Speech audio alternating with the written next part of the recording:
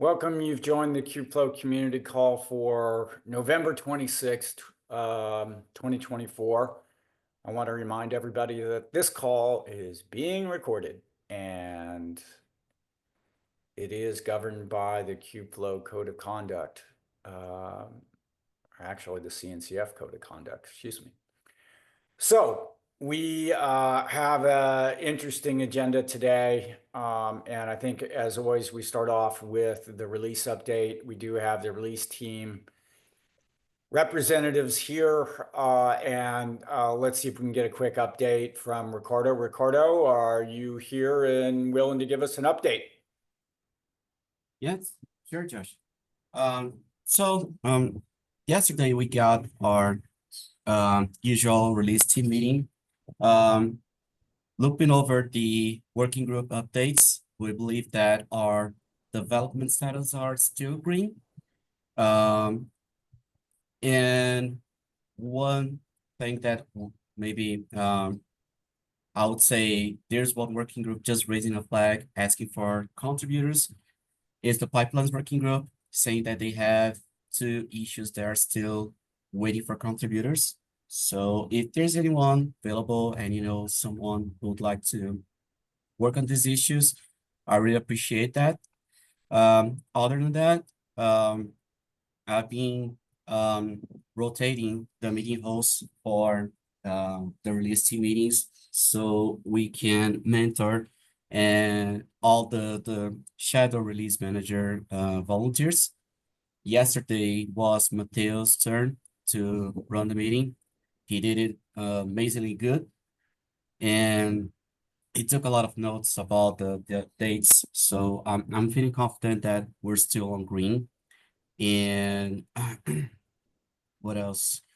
Um, yeah, we'll still have three to three meetings until the end of year holidays. And there's a last one, which we call the end of the year checkpoint meeting that I'll need to discuss with the shadow release manager, volunteers, and the product manager. If we need the whole release team to that meeting or just the leadership team to run this meeting. But it's pretty much to take a look at the last updates on the development before we go into the end of year vacations, because our feature freeze date is a light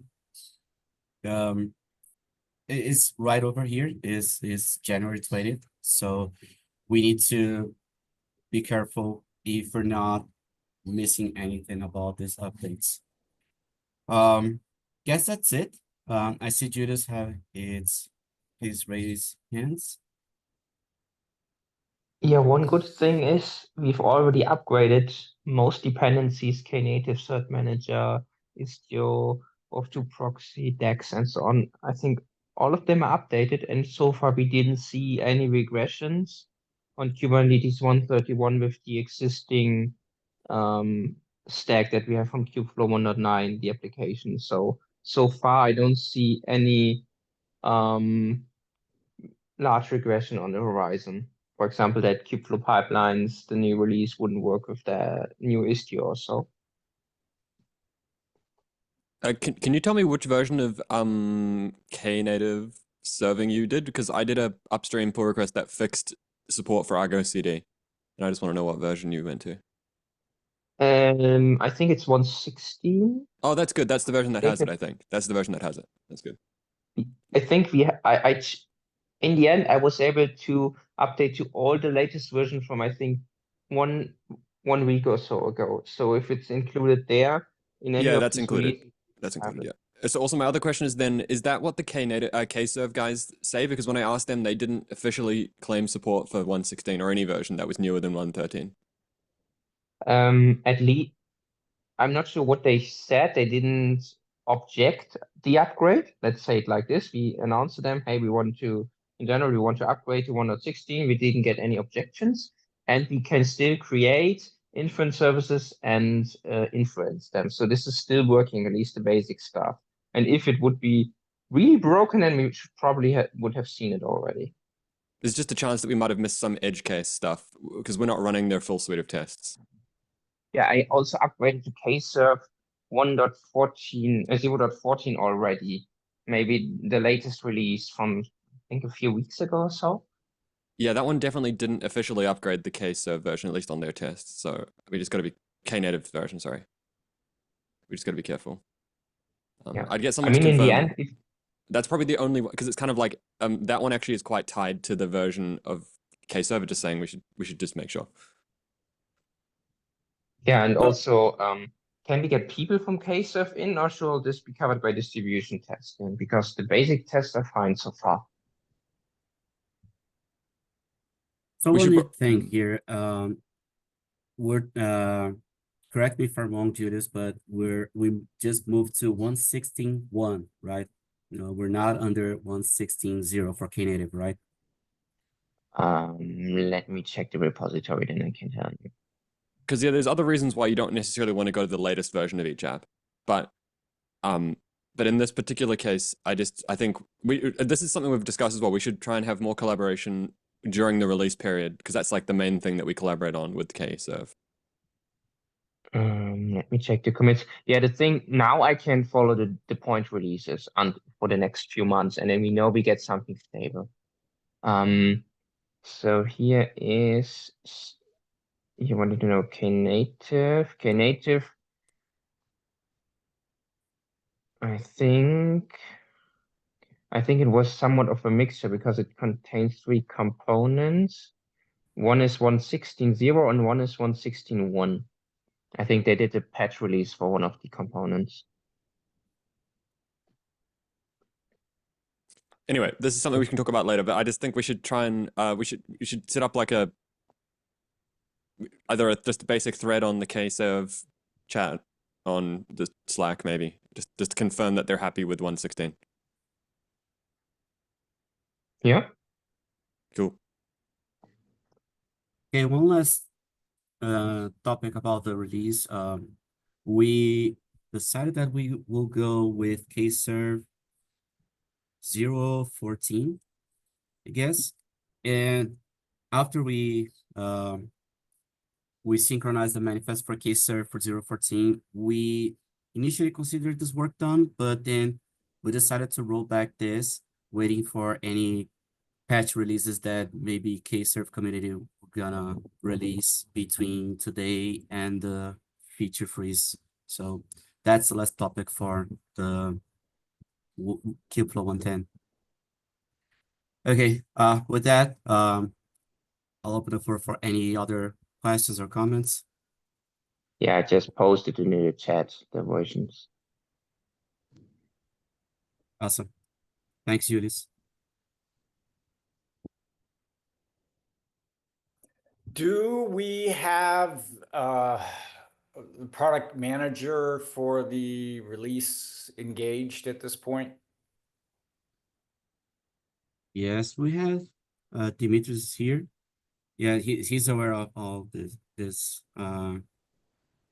he's aware of all of these changes. We've been syncing up weekly, and he's also attending the release meetings. Fantastic. I think that just as we start to go forward, perhaps at some point we're going to need some updates from Demetrius on what the product management plans are for the release, and what he needs either from the blog or the PowerPoint or the other types of things that need to be put together. So the status on those things, it does take a little while to organize the thought and get the primary themes put together. Usually you have to go and look at all the deliveries and then kind of come back with what the themes are. So I'm just suggesting that maybe by the end of the year, we start to at least put some checkpoints in on how those activities are coming along as well.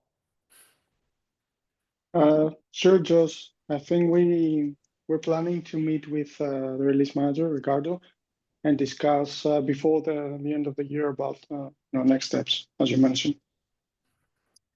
Yeah, I do believe it helps the end user to have some kind of repeated conversation. This is coming. We're going to need help on testing with this. We want to make sure that the end users know that we're working on the documentation of that, and any breaking changes as well. I think is one of those things that helps the end user start to get ready. So please just keep that in your back pocket as you start to think about, giving people heads up and then fine tuning our messaging. Okay, sure. Well, this looks like it's going to be one of the best releases yet. I mean, I think that you guys are doing a great job. I look at the energy that's around the release team, the amount of people participating, the working groups, being very active. I suspect this may end up being one of the largest releases, as well as one of the best run releases that we've had so far, which says a lot. We've had some very good release management. So I applaud you folks for keeping together. It gets harder as you go forward, as you know, Ricardo, but I'm sure those shadows are there to help keep the wheels on as we go through the fun part coming up, coming into next year.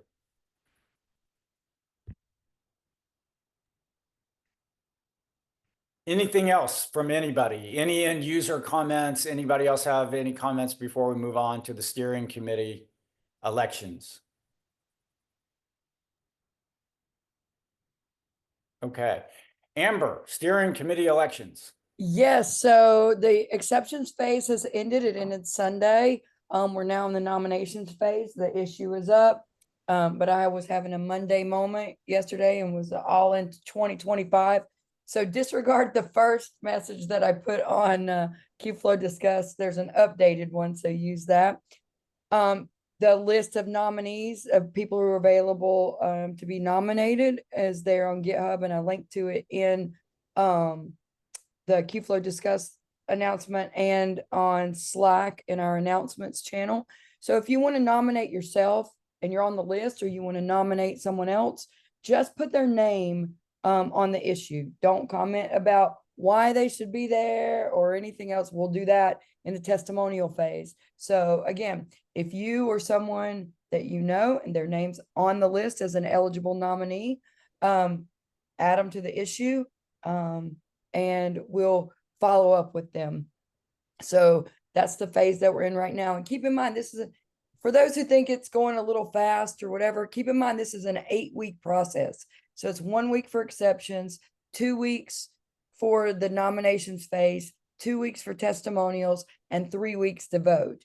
Well, you'll also see if you're on the list of those eligible to vote and we can't find your email address on your GitHub account, then I will be tagging you in another issue, letting you know that that we need your email address. So that'll be coming out as well. So hopefully that's pretty straightforward. Also, Valentina and Milos are shadowing. We're gonna start having meetings so they can see how to do this as well. Because maybe one day I might either want to retire or maybe run myself. But if you're an elections officer, you can't run. Just keep that in mind. So I'm happy to have more people shadow and follow along. So that's great. And then, by, 13 January, we should have those 2 seats elected. So if I understand the process here is from this particular Yep. issue, just as we've done here, you just add the name of the person. Yep. Without any commentary, you just put them down. That's all. Exactly. You do. Yep. And then Sure. what we'll do, myself and Valentina and Milos, we'll take a look. We'll reach out to those folks before the end of the nominations phase and just make sure they're still eligible to, they still want to run and that they have the time and they're committed to it. And we'll start working on their files so we can, have those files where people can then add their testimonials to. So, we're cruising right along. Awesome. Well, thanks for explaining that very clearly. I think this is a great process that we can keep moving things forward on. Any questions about the current status of where we are with the steering committee elections process?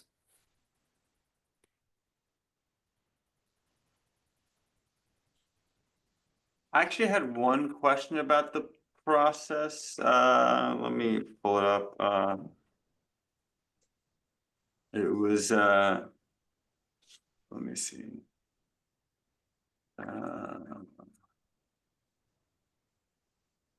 The testimonials phase. Yes. And maybe you mentioned this elsewhere, but I just wasn't sure if there was any documentation about what we meant exactly by that. Yeah, so if you look on the guidelines, there it's there. But basically what's going to happen is there's a list of, I think, 5 things that I ask each candidate, and then I create an issue and for each one of the nominees, and then people can go to that issue and give a testimonial. No negative comments will be accepted, only positive. If you have something negative, just don't vote for that person. But yeah, so we'll at the end of the nominations phase, we'll go into the testimonial phase. And before we start that, an issue will have been created with all the information about each candidate that you can then put a comment on.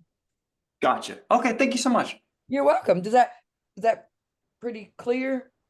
Yes, yeah. That makes complete sense. For some reason, I didn't see that in the documentation, but I'm sure it's there and I just missed it. So that's fine. I'll double check. And if you go back through and you look and it's not clear enough, will you just ping me on IRC? So when we do this here, I can update, or maybe I can update it ahead of time. Because I want to make sure that, I've addressed it as many different ways as I can. So if it's not clear, please let me know so I can update it. Yeah, thank you. Thank you. Any other Okay. questions? I think that's probably the steering committee elections update, right, Yep. Amber? Well, okay. How about KubeCon update? And I put this on here to just make sure that if there was something that was left over from last week we didn't get to because people are just coming back from KubeCon. It seemed like there was a lot of conversations, a lot of things happening at KubeCon, a lot of momentum. I just wanted to make sure that we tied down any loose ends, either conversations with the CNCF or other things that happened at KubeCon that maybe didn't get promoted out to the bigger community. What we really need is to do like a summary. So if somebody wants to start a Google Doc and invite all of us that were there, so we can just put like a blog post out, that would be great. So I don't know if anybody on the call wants to, and Andre had his update, I guess, to the CNCF, and I'm going to promote that, but I wanted to do it from the voice, just a blog post, a short blog post from the voice of the project from all of us who were there. So if somebody can take ownership of that and, like I said, invite us to maybe finish it up by early next week and get it out, that would be great. And Andre's slides are great. So, and there's a recording too, but he'll talk about those when we get to the marketing plan piece of it. All right, let's keep going. We're going to get to that. I thought we might talk about outreach. As some of you know, I'm going to step down from the Kubeflow steering committee, which I hope leaves a little extra time for me now to do a little bit of outreach in 2025. I don't know if that's a good thing or a bad thing, but either way, I'm going to try to help move at least a few things along. hopefully we can have some semi-regular, regular types of meetings. But in the meantime, I see kind of two things happening here, right? We have kind of Amber working on the 2025 marketing plan, which we'll get to next, but we have some tactical stuff that's coming out that probably have some deadlines or other things that are happening. Like I assume the CFPs for KubeCon and EMEA are well past. But are there any things from KubeCon EMEA, which is when? Is that March or something of next year? Is there anything that people want to make others aware of for this activity? What is this, in London? Is that right? Yes, that is correct. Yeah, we do have some things. It's 1 through 4 April. Okay. So we do have a Kubeflow Summit, a half day. That CFP is still open until the 4th. So please, if you've got something to submit, please go ahead and submit it before, before the 4th of December. I've also filled out the paperwork so we can have another, kiosk in the project pavilion, probably the AM shift again. So we're gonna, you'll see a note coming out. I think I put it in our outreach channel, but I'll put it on, Kubeflow Discuss and all of our other socials later, like either later this afternoon or tomorrow. We're going to need, we don't have it approved yet, but we're going to need some volunteers. We're going to need volunteers. So we have at least 2 people in the booth at all times. We're going to need to work on some slides. We're going to need to work on some demos. We're going to need a recording. At Kubeflow, this last one, or KubeCon, we used the 1.9 release. We used Chase and I slides. And we use just links from the website up. So we're going to need to have all of that ready to go. I covered the swag for the booth, but if there's other organizations that would like to cover the swag, what I'd like to see us have in the booth this time, not only t-shirts to give away and stickers, but also like hoodies for the folks staffing the booth. And so if anybody thinks their company would like to do that, please reach out so I can, I've also reached out to the CNCF to approve the tagline we want to use, which is CNCF's ML Ops on Kubernetes, because we are using the CNCF and Kubernetes in that tagline. I just need to make sure that it is approved and we don't order, a couple hundred shirts and then be told we can't use them. So I've reached out for that as well. So if you're interested in doing any of those things, submitting a talk, please go do that. But if you're interested in staffing the booth when it gets approved, please let me know now. I'd like to get this done, by the 1st of March, that we know who's volunteering, what t-shirts we've got, how many stickers, all that kind of stuff. We've already got that done. So please reach out, let me know. And we'll also have probably to start a monthly meeting. And then when it gets closer to the time, we'll go to weekly meetings about 6 weeks before KubeCon. Great update. And again, thank you, Amber, for contributing those t-shirts. And that's really going up and beyond, putting in your own financial contributions.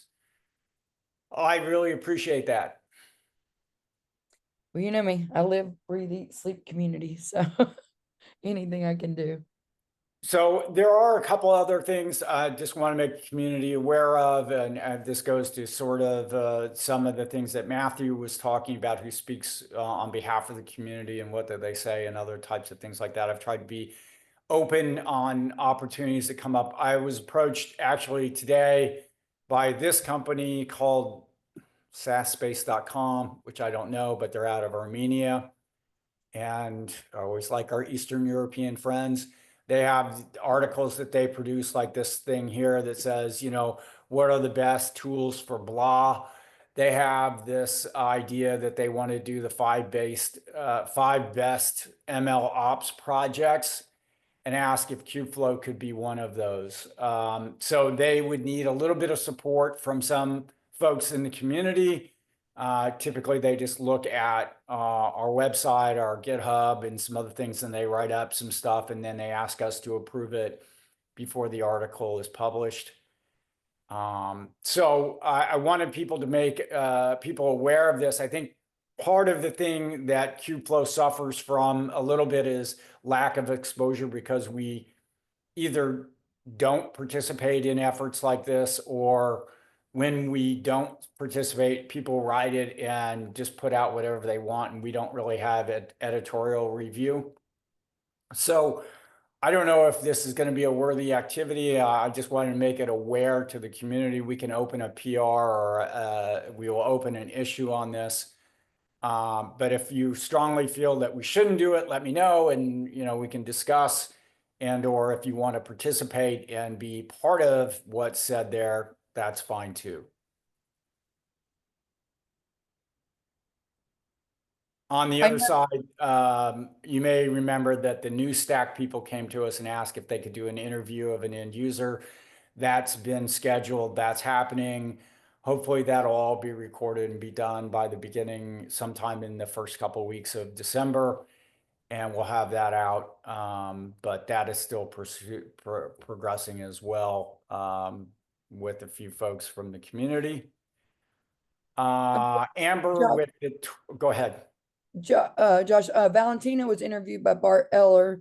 We also are going to have a chance at KubeCon EU to probably talk to him again.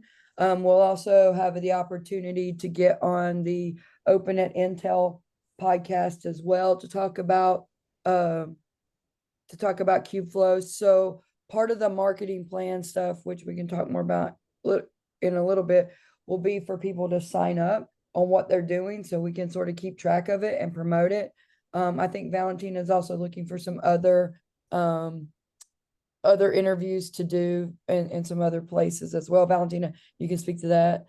But we are actively looking for ways to promote Kubeflow out in the community. So again, if you have suggestions, please, let me or Josh know, so we can make sure we can stay on top of that and get it promoted. Valentina, do you want to speak more about your interview with Bart and all that? Yeah. Can you hear me okay? Yes. Perfect. Yeah, it was mostly about the community and asking people, I was sharing my experience, which has been great, fantastic, and, welcoming people to join as well, and then really talking high level about the release. So I didn't want to commit to anything. I know it was work in progress, but I'm more about what the product does and just mentioning some features. But I did ask him if we can do one more closer to the release. I think that will give us more opportunity to promote, even though we do have videos that are led by all the team liaison. I think the more we speak about the release and the different features, and we can bring end users to speak about those, it could help us to promote the community, the amazing work that everyone is doing, and how the community and the end users can benefit from. So that's the idea. So if anyone else as well is interested in participating, let us know. And we had discussions with Amber as well on bringing some blogs on the CNCF as well. I don't know, Amber, do you want to talk about that as well? Yeah, I'll do it when we get to the marketing plan piece. Yeah, but that's so far what I have.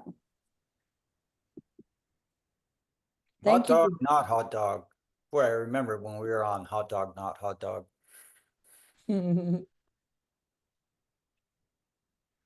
Good. Yeah, I think this is great. The challenge with a lot of this is, as Matthew kind of brought up, is, we have this caution that who speaks for the community versus letting people just go out there and promote the community. And I think that we need to probably allow for more flowers to bloom and allow more people to go out and talk on behalf of the community. And that will probably end up with, if you're like me, you're saying stuff that may or may not happen, and then you get some egg on your face because some things don't get delivered on time, whatever. that's just part of what we do, right? So I'm not too worried about it. I think that we do need to all use our best judgment as we speak on behalf of the community. But you know, just as long as we're open about what we're doing and reporting back, and then trying to get better as we go, I think that's all we can ask to do. You know, and keep the community's best interest at heart. It's And I think all of us here have shown a propensity to do that. I mean, the danger is that if we're not doing anything officially, we don't like officially endorse someone, then we have no control over what they say. And there isn't any way and we can't say, you know, we could have a protected term, you know, we could have a trademark protected term which says like you're an ambassador, like what Amber was saying, or other type name, where we can say, please don't claim this unless you are actually this. I mean, I think like there's a flippant phrase, right? All press is good press. Which maybe that's not entirely true, right? We don't want people going online and marketing things that we can't do. But I do think that if no one says nothing about us in the pathological case, well, that's going to tell you something, right? That we're not relevant. And that's the extreme example of what we don't want. I do think that having gatekeepers about Kubeflow and, you know, what we're doing and what we're aiming to do, that can be good, especially if like it's aligned on what's been accomplished. I think for vision setting, I think it does help to have other people, you know, steer the conversation and let people flourish, right? And then that kind of helps us steer what it is we want to accomplish. So I hear you, Matt. I think it's a very fair point. We don't want to be dishonest or anything, and we probably want some level of like sanity checking, but I don't think we need to like try and police. To be clear, I'm not talking about stopping normal like discussion about it. I'm just saying that we should have an additional layer of like trusted sources that we have endorsed as a community, because it's like literally, if you go on LinkedIn, you'll find thousands of people posting about Kubeflow who know nothing about Kubeflow. Right. So you want It's like already some a problem. Like it's already a problem. This is not like a theoretical. And I have a suggestion as part of the marketing and outreach plan, so. I think this is a very good, you know, discussion. I have my own position on this, but Matthew, I definitely appreciate what you're saying. Yeah, and again, I don't want to stop other people talking about it. It's just that I want to have an additional layer of like, this is a trusted source that we can verify that you are actually knowledgeable enough. You know, it's like Kubernetes has this concept, CNCF has this concept, you know, like. Yeah, I almost feel like perhaps people, before they start their conversation, should be obligated just to say how they help the community or how they've been involved in the community, if they want to speak on behalf of the community. Because the fact is that a KFC member may not know as much as a individual contributor on a particular item. And therefore, just because you're have a certain title, position, whatever in the community, may not be the bestest information, right? Or the most accurate. Also, I think like we need to keep in mind that we're not at the same scale as Kubernetes and CNCF, right? So in the long term, yes, I mean, I agree with you, Matthew, but for the short term to the medium term, I don't think we can, you know, it probably won't help us, right? If we stop those promotion, even that people don't have like a clear understanding of entire ecosystem. Again, it's not stopping other people. It's just creating a new layer of trusted sources. Yeah, but who will create this layer? Can you volunteer to start this process? Actually, I addressed this in the marketing and outreach plan. Okay, well, how about we do this? Because I think Matthew's suggestion is actually quite valid and we should investigate it. Why don't we review Amber's proposal, because she's put some thought around it, and then we'll discuss it in a future meeting. How about that? Of course, yes. Thank you, Amber, for your work. Yeah, so basically, I've started these programs before, and when I've reached out, just to give a high level, reached out to the CNCF to see how we can have our badges for different things, like KSC members have badges, like working group leads, like someone like me doing the stuff that I'm like, that we have badges and people can see that.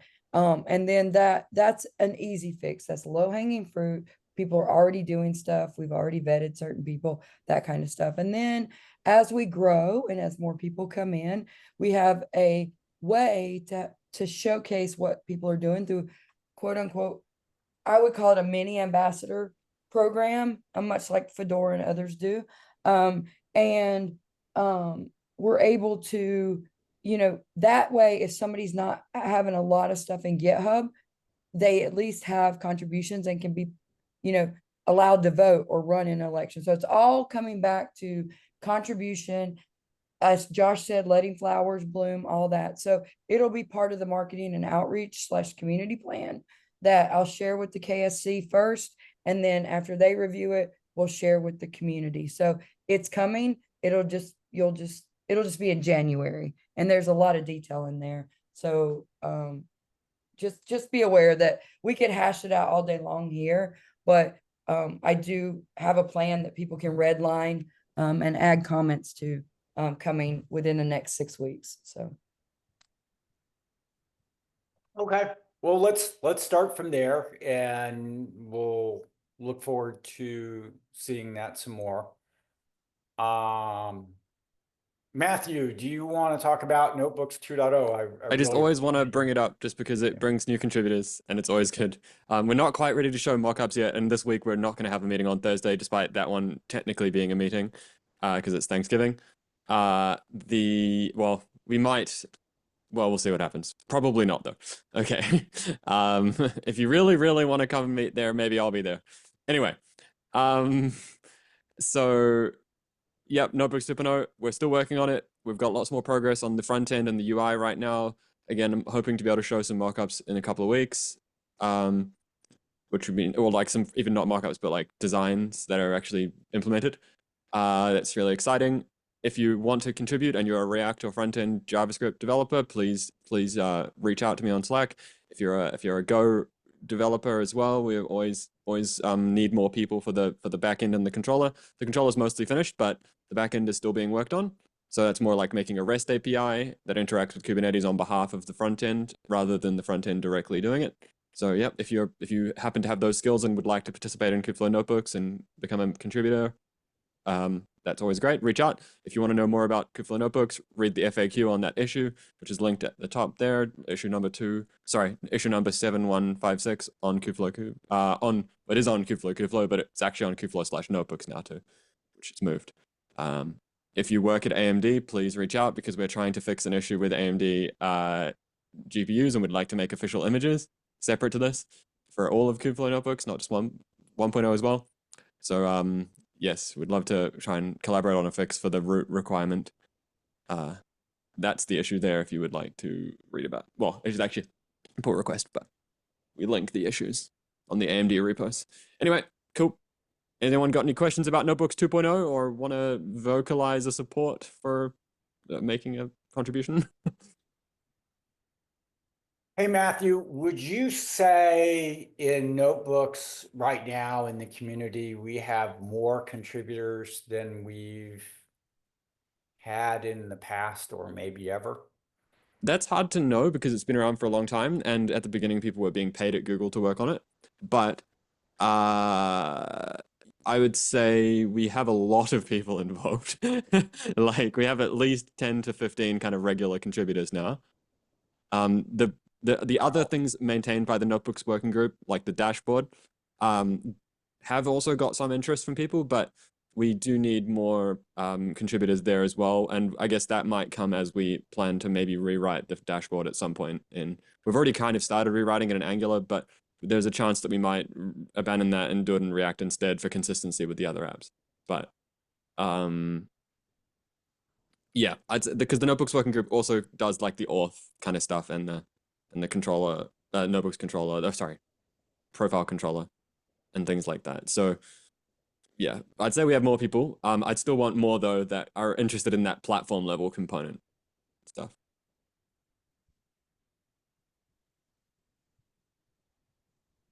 All right. Well, I think that there's some best practices there about developing applications on Kubernetes, which are being developed throughout that go beyond even Kubeflow. I mean, and I'm impressed with the ability to recruit and sustain contributions. So good job, Matthew. Thank you.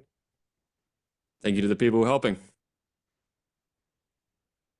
All right, Valentina, you have a lot of PRs open. What's going on? Yeah, so hi, they are not from me. So I've been working on the website lately, and and yes, I just realized that we have so many open PRs, and so I did a list as well. So around almost 20 from 2023, less than 30 from this year. And then we have the rest is from 2022, and then we have one from 2021 and one from 2020. So I think we have the opportunity to do, to do some cleanup and review those PRs and see which ones of these we can bring those contributions, back into the website, and which ones are not longer valid. So just wanted to bring this topic to this meeting and see what do you think is the best course of action to review all those PRs and do the cleanup phase.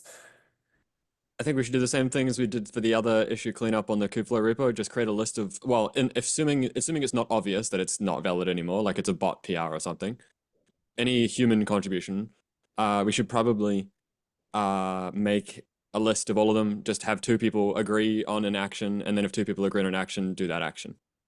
Like either needs to be, it's worth continuing and rebasing to make it work, it's not valid anymore, or was never valid in the first place, like that kind of thing. Yeah.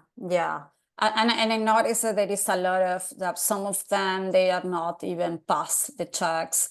Others passed the checks, others were approved, others weren't approved. So others have measured conflicts. So there is a lot of things going on. But some of them would be hard for Mhm. people who haven't been involved with the community for a long time to know whether they've been done or not, as well, I guess. Like some of them, for example, I think I've even left PRs open from years ago that are not actually valid anymore because some other version of it replaced it, Yeah. So maybe I can take the lead, and if someone else wants to join me, and I can start, doing some cleaning. How that sounds. Yeah, so I'd say, yeah, so if like there's 2 options. First is just make a basic script which just makes a Google sheet or something, and then we just kind of have 2 reviewers agree on an action. Yeah. Then like make the link so it's easy to click down the list and then agree on an action. If it's really obvious, you can close it. Like if it's a bot PR or it's like something that literally doesn't exist anymore, then sure. Yeah. Just type /close and it should close it. But yeah. Great. Yeah. Perfect. Anyone else who wants to join me on this Actually, I have a quest? question on this, Valentina. Like, thank you for Yeah. this. So do we, I course. know previously in the previous release, we have this documentation leads, right? Liaisons from the release team. Do you have anything similar to in this release? It's interesting. I asked the same. The answer I got was that from the website, we do have the liaisons from each component that are responsible for each component, but it doesn't seem we have someone like looking the high level picture. But I don't know, Ricardo, you want to confirm or deny? No, actually, there's a docs lead that does this, but I believe I shared this across the release team meetings. Unfortunately, the docs lead that for 110 needed to step down. So I am now, as per the release handbook, I'm mainly responsible for the docs right now. But we didn't start any docs changes for 110 yet. And I'm sure that everything we did for 19, it's already merged. So I believe what we have so far not necessarily belongs to documentation, but also general website changes. And yeah, not to say that the others will be discussing in this meeting. Yeah, Right, I don't sounds- think it's fair to put the website, the general website update onto the release team. We've had this conversation before, and I've always tried to put it on the release team because the release team is so proficient at getting things done. But it really isn't their job to do general website updates that are outside of the release. And When you say updates, what type of updates are you meaning, Josh? I mean, if you just look at some of these things that are on here, some of these things probably are not directly release related, like this one, right? Or Yeah, that's my yeah. I mean, to be honest, most of those other random tasks end up deferring to me, but that's just because I'm the one who cares that the website looks nice. yeah.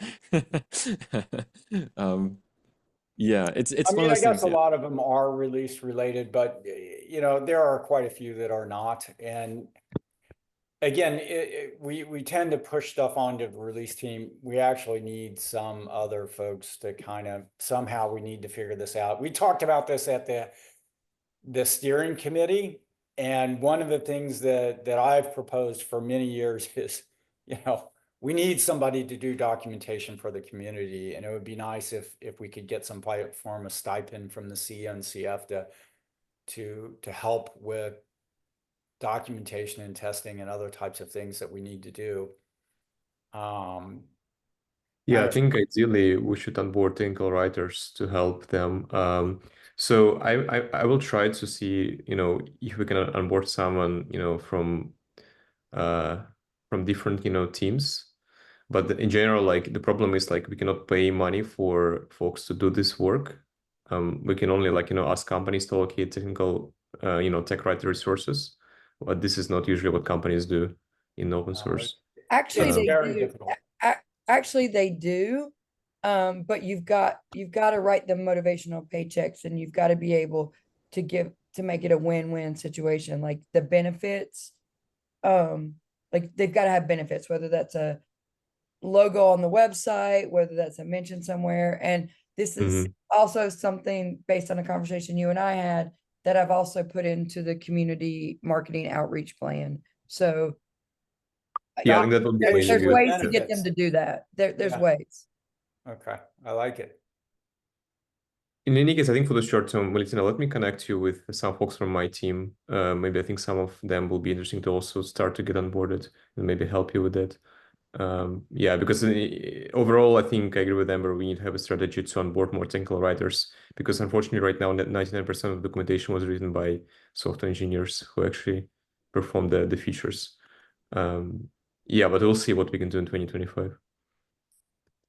Yeah, I don't know if there's some way in 2025 we can figure out a longer term solution. I just find that trying to find piecemeal solutions on this ends up with a lot of hacky type of documentation. The best is, you know, people are looking at it at their own particular perspective, and it's hard to have continuity or people to stay with it for long periods of time. And whatever, maybe that's just not going to happen, right? But you know, we do the best is what we can. It's just, I'd like to see if we could get a longer term solution that works out better. We should be recognized as generating revenue for the CNCF. They should recognize that and invest back into us, in my opinion. But that's one man's opinion. Yep. All right. Did you want to talk about want to this? highlight something for the community here. We talk a lot about we don't talk about, you know, drivers, economic drivers a lot, and inside the community. One of the things I thought the community, and I'm not saying we have to spend a lot of time on this, but if those of you that watch, you know, the NVIDIA earnings call came out, I think it was last week, and the amount of money that these guys are making, these folks are making, is just incredible. I mean, we've seen the greatest creation of wealth in our lifetimes in a matter of about a year and a half. And it looks like it's going to continue. And the amount of effort that we're putting towards, I think, Andre, you did some of this with some LLM type activities recently, and you and Janu around the training operators and things. Just a huge amount of dollars going into this investment. I don't know how many of you are recognizing or watching the NVIDIA's earning calls and things like this in their direction, but somehow if we can ride their coattails? I think we should consider it. I think it depends on what you have to think, what you're thinking about here, Josh. In what sense, in the way to try to get donations? Is that kind of the view? If they're saying certain trends are going certain ways, we should probably think about how our messaging flows in with what they're messaging. No, I 100% agree with you. I think you know, we have to ride the right waves that are occurring, because you know, I think like there's the view of give the people what they want, independent of like whether it's our opinion, and there's a balance between like, hey, here's the right way you should be doing things versus it's what people want. And I think that you know, that's something that we should definitely add to. So Yes, as we come out with 1.10, we may want to think about some of the things that are happening in the LLM world and how we're keywording against some of those things. yeah, agreed. So yeah, finish your point, Francisco. Sorry. No, I mean, you know, like I hate to do a plug here, but I think some people that, given that it's timely for the Kubeflow steering committee, people might have like specific agendas they might want to drive as a part of that. And I think I asked this to Amber privately, but I'll ask you here because it seems timely or relevant. Is there a way for us to kind of express what our goals are with that? Because I think different people may have interest in nominating different people depending on what their proposed agenda will be. That's what the testimonial thing is about.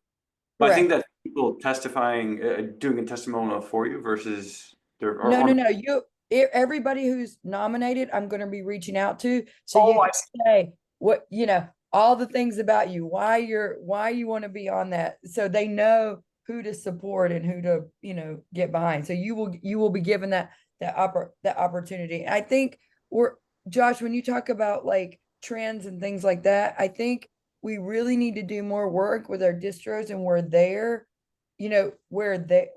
their customers are coming from and their relationships with some of these cloud providers and others, just so we can, there's a connection and we're just not doing a great job of drawing that connection to show where the trends are. Because I bet if we were to reach out to Red Hat or Canonical or Apple or others and say, these are where is Kubeflow and Kubernetes in these trends, especially on the AI side of things, we'll be able to draw that picture and actually, you know, have that content around that, which is what I'm hoping to do next year to show those, to show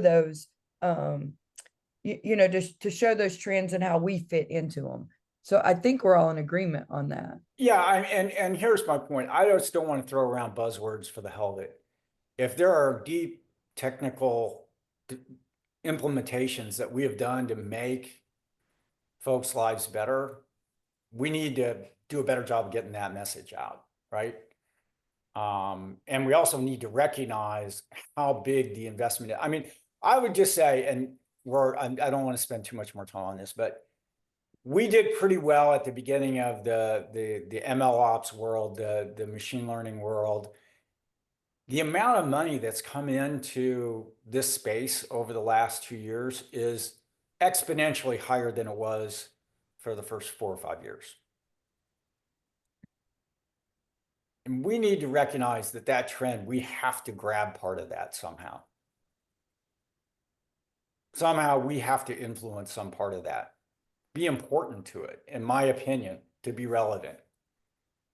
The most important thing is that Kubeflow is one of the few legacy platforms that still exists, and we should cherish the fact that we want to be while we can improve our tools, and we should, and make better tools for specific use cases, exactly like you're saying, Josh. The one thing that we can truthfully say is that we are likely to be here in a couple years, whereas almost every other tool can't claim that. And so all we need to be is improving steadily use cases, and eventually we will be the standard, if you know what I mean. Like that. Especially as Kubernetes has become... Few years, we'll be here for a decade. How many people are going to be able to say we've sustained a multi-company, you know? And it's because of that. It's because we're multi-company, right? Every other project is backed by one or two, maybe, if best. We are at time. Matthew, I didn't get to these website updates. You've been so patient. Oh no, we've got most of that. That's just that one I'm actually waiting on Canonical. If anyone happens to be from Canonical on this. So that one I've just updated it so that it only updates deploy KF, but I would prefer if Canonical also updated theirs. To say multiple, because it's a bit, because again, I interviewed users and they had no idea what the all certified Kubernetes distributions meant. So so it's clearly confusing users. At worst, we can just update deploy KF only, but I haven't received a response back. I've had basic conversations, but Did Yeah, you I talk think- to Andrea? yeah, Yeah. that's who I was. Okay. Yeah, I mean, I was talking to Kimonos to Andrea through Kimonos, but I could reach out to her directly, I guess. Yeah. Yeah, anyway, it's just more like I just want to have it consistent. If they don't want to make the change, that's fine too. It's just like I think they probably should want to make the change, and it's better for the community if everyone understands what the website is saying. The only thing they lack is a link that I can give to the list. You know, on DeployKF we have a list of distributions, but Canonical does not list. They just don't say anything specific. So I just change anyway. So I'll reach out to Andrea again, and we'll see what happens. And if we haven't had a response by next week, I guess we can just only update deploy KF. But yeah. All right, good. We're at time. Hopefully Just, this just meeting before goes- we wrap up, Yeah, I just yeah, go want ahead. to remind. So, Amber, I think like maybe what we should do in terms of elections, we need to remind folks they can self-nominate themselves, right? Yep, I'm Similar to what sending we've out done. something today. All right, thank you. Yeah, so because like to make sure like, you know, other community members are not scared to just self-nominate themselves. Yeah, and I guess maybe we can speak about this examples update next week. So I think it should be fine. Yep. Very good. All right. Again, hopefully this meeting was good use of your time. We're over time, so why don't we go ahead and close it out? I'm gonna stop sharing, and I hope everybody has a good week. Thanks, Josh. Thanks, Thank everybody. you. Bye. Thank you. Talk soon. Bye. Bye, y'all. Bye-bye.